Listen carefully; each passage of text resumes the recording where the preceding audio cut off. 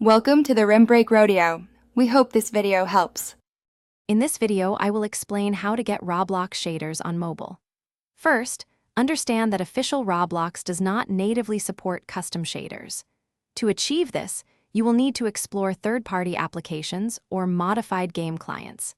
Be extremely cautious, as using unofficial software carries inherent risks, including potential account bans or exposing your device to malware. Always prioritize your account security and device health when considering these options.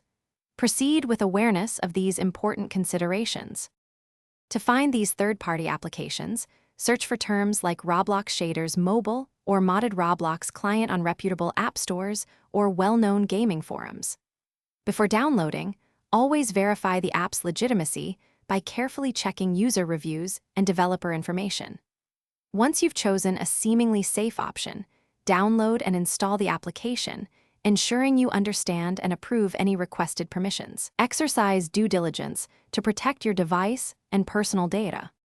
After successfully installing a modified client, launch the application and navigate to its internal settings menu. Within these settings, you should find dedicated graphics or shader options. Here, you can customize various visual effects, such as shader intensity, color grading, and other aesthetic enhancements. Experiment with different configurations to achieve your desired look while maintaining optimal performance. Finding the right balance might take a few adjustments to get it just right. When using shaders, closely monitor your device's performance.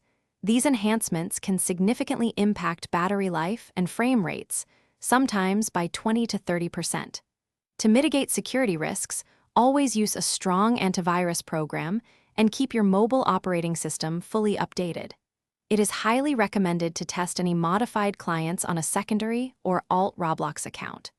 Remember, utilizing unofficial software may violate Roblox's terms of service, potentially leading to account suspension. Thanks for watching. Consider subscribing if we helped you.